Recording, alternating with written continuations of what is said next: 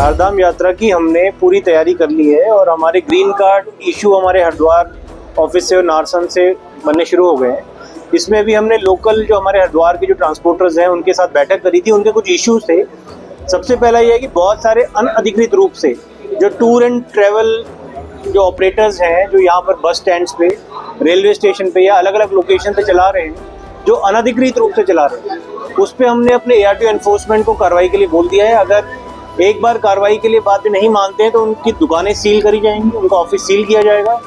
उसके बाद भी नहीं मानते हैं तो उन पर पुलिस कार्रवाई की। लास्ट टाइम जो हमारा ट्रिप कार्ड में इशू आया था, क्योंकि वो रजिस्ट्रेशन ऑफ यात्री से लिंक्ड है, लेकिन टूरिज्म डिपार्टमेंट ने इसमें इस बार पूरी तैयारी कर ली है और उन्होंने अपना सर्वर भी क्लाउड पे डाल दिया है, तो इस बार रजिस्ट्रेशन में कोई दिक्कत नहीं आएगी। तो हमारा जो ट्रिप कार्ड है उसको जनरेट करने में ऐसा इशू नहीं आएगा जिससे यात्रा में किसी भी तरह की बाधा हो। इसमें माननीय मुख्यमंत्री जी के निर्देश हैं, जो बाहर से लंबी दूरी के ड्राइवर जो आते हैं वो एक ही स्ट्रेच में पूरा यात्रा ना कवर करें। तो इसलिए हमने जो नारसन चेक पोस्ट पे हमारे जो ग्रीन कार्ड बनेंगे उसमें ड्राइवर्स के रेस्ट के लिए भी हम, ताकि उनको सूक्ष्म एक छोटा सा ब्रेक मिल सके, इसके लिए हम 2 रूम तैयार करवा रहे हैं। ऐसे ही हमारे हरिद्वार ऑफिस में भी हम यहाँ पर कैनोपीज लगवाएंगे जहाँ ड्राइवर थोड़ा रेस्ट ले सकें। साथ ही सभी ड्राइवर्स का हेल्थ चेकअप होगा। ऋषिकेश में लास्ट टाइम हुआ था कि सरकारी जो हमारी मशीनरी है वहाँ से चेक हुआ था, लेकिन इस बारे में एक NGO को भी इसमें एनरोल कर रहे हैं कि हमारा हेल्थ चेकअप हो। और साथ ही एक साइकोलॉजिकल टेस्ट भी करेंगे ड्राइवर का कि वो ड्राइवर की मनोस्थिति ठीक है गाड़ी चलाने के लिए। तो इसमें हमारा सड़क दुर्घटनाओं में भी कमी है।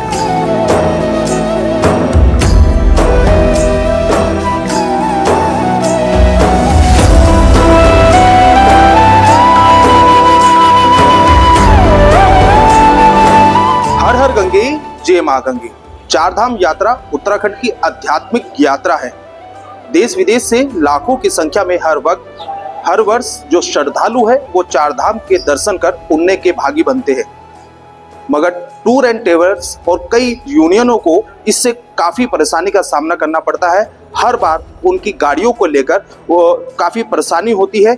इसीलिए आज उनके द्वारा परिवहन विभाग के अधिकारियों से बैठक की गई। हमारे साथ मौजूद है टूर एंड ट्रैवल्स और जितनी भी इनकी यूनियन है उनके पदाधिकारी। स्वागत है आपका तिलक पत्रिका पे। सबसे पहले आज जो आपके द्वारा यहाँ बैठक की गई है, किन मुद्दों को लेकर बैठक की गई? हमारी बात RTO साहब से हुई है। सबसे पहला मुद्दा हमारा ये रहा कि बाहर के वाहनों का संचालन यहाँ से होता है, जिससे हमारे रोजगार को नुकसान होता है। हमारे गाड़ी मालिक जो भी गाड़ी के बनाने वाले हैं उनको दिक्कत होती है। तो उस मुद्दे पे हमारे RTO साहब ने बोला है कि इसको हम संचालन को बंद कराने का काम करेंगे। दूसरे नंबर पे अब की बार जो है जो रजिस्ट्रेशन का मामला चल रहा है, रजिस्ट्रेशन में भी बड़ी दिक्कतें आ रही हैं। बहुत से लोग बेचारे अनपढ़ हैं, वो रजिस्ट्रेशन में अपना जो OTP नंबर आता है वो नहीं दे पाते हैं, तो उसमें बड़ी दिक्कत आती है। बहुत से नंबर दे भी नहीं पाते OTP, क्योंकि आजकल धांधलेबाजी बहुत चल रही है। तो इस वजह से उस पर भी हमने जो है RTO साहब से बात की है और अभी RTO साहब ने आश्वासन पूरा दिया है कि जो यात्रा में बाहर के वाहन चलेंगे उन पर पाबंदी लगाई जाएगी। और दूसरी बात, जो बाहर से आने वाले ड्राइवर हैं, दूर से गाड़ी लेकर आते हैं, उनके रुकने की रहने की व्यवस्था भी हम लोग कर रहे हैं, जिससे ड्राइवर थका हुआ हो तो आराम कर ले। इस तरीके का RTO साहब ने हमें आश्वासन दिया है और अब यात्रा शुरू होने वाली है। 28 अप्रैल को जो कपाट खुल रहे हैं। भगवान ठीक ठाक करे सबको और यात्रा अच्छी चले, सबको 2 पैसे का रोजगार मिले, ये ऐसा हमारी भावना है। आपका क्या नाम है? और सबसे ज्यादा जो महत्वपूर्ण होती है वो गाड़ियों के माध्यम से जो श्रद्धालु होते हैं वो चारधाम यात्रा जाते हैं, कितनी परेशानी आपको होती है और जो बाहर से आने वाले श्रद्धालु होते हैं उनको होती है? देखिए, हमारी उत्तराखंड सरकार ने यात्रियों के लिए व्यवस्था जो की है उसमें कहीं ना कहीं, जहाँ तक हमारी अपनी दृष्टि है, उससे वो व्यवस्था नहीं हो पाई जो आज के युग में यात्री हमारा मांगता है। अभी कई जगह ऐसी हैं, यमुनोत्री में सड़क की हालत ठीक नहीं है, केदारनाथ में सड़क की हालत ठीक नहीं है, जैसा देखने में आया है। बाहर से आने वाला जो भी हमारे यहाँ तीर्थ यात्री है वो ये चाहता है कि उत्तराखंड में जा करके हम अपने परिवार के साथ में चारों धाम के दर्शन करें और कुछ यहाँ घूमने की भी जो जगह है उसको घूमें और आनंद भी लें और यात्रा भी करें। इसके दृष्टिगत सरकार हमारी अभी तक प्रॉपर इस व्यवस्था को बना नहीं पा रही है। सरकार के पास हर वर्ष 6-7 महीने का समय रहता है कि पूरे चार धाम की सड़कों को, व्यवस्थाओं को सुधारें, पर ये कहना उचित ही होगा कि सरकार इन व्यवस्थाओं को दुरुस्त नहीं कर पाती है। केवल चार धाम यात्रा के 10 दिन 15 दिन पहले ये बयानबाजी शुरू होती है कि हमारे द्वारा कार्य कर लिया जाएगा या हमने अधिकारियों को निर्देश दे दिए हैं। अगर यही काम 6 महीने तक निरंतर चलता रहे तो उत्तराखंड की सूरत बदल जाए, यात्री यहाँ आने से न डरे। दूसरा मुद्दा यहाँ पर है OTP का, जो व्यवस्था सरकार के द्वारा कोविड काल से बनाई गई है कि उत्तराखंड चार धाम आने के लिए आपको रजिस्ट्रेशन कराना पड़ेगा। हाँ, सरकार रजिस्ट्रेशन कराएगी जिससे कि संख्या का पता लगे हमारे यहाँ कितने यात्री हैं, पर ये बाध्यता कि आपके पास में रजिस्ट्रेशन होगा तब आप चार धाम जाएंगे, अन्यथा नहीं जा पाएंगे। तो हमारा इसमें ये कहना है कि यात्रा कम हुई है।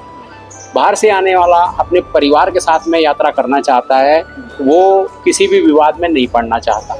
अगर कोई व्यक्ति अपने यहाँ अपने परिवार के साथ में आता है, अपने बुजुर्ग माता पिता को लेके आता है, तो वो ये चाहता है कि मेरा होटल भी बुक हो, मेरी गाड़ी भी बुक हो और मैं अच्छी तरह से दर्शन करूँ। पर वो व्यवस्था में नहीं आ पा रहा क्योंकि उसके रजिस्ट्रेशन नहीं हो पाते।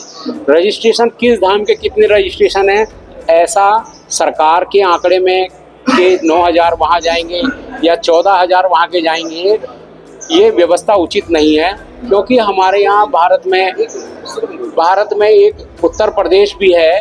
उत्तर प्रदेश में अभी कुंभ हुआ, कुंभ में हमारे मुख्यमंत्री जी योगी जी ने बहुत भव्य कुंभ कराया है और उस कुंभ की तर्ज पे भी हमारी सरकार को ये देखना चाहिए कि हमारे यहाँ चार धाम की यात्रा 6 महीने तक चलती है तो बहुत अच्छी तरह से चलनी चाहिए। इसकी व्यवस्था कर दें, निरंतर आने वाले समय में भी इस पे ध्यान दें, मेरा यही कहना है। बहुत बहुत बिल्कुल, जिस तरह से इनके द्वारा बताया गया है, चार धाम यात्रा आध्यात्मिक यात्रा है और जो इनके द्वारा समस्याएं प्रशासनिक अधिकारियों को बताई गई है, इनको भी विश्वास है क्या पता इस बार उन समस्याओं का निदान हो सके, क्योंकि अभी तक इन समस्याओं का निदान नहीं हो पाया है। चारधाम यात्रा पर आने वाले श्रद्धालुओं को भी अच्छी सुविधा के साथ भगवान के दर्शन हो सके।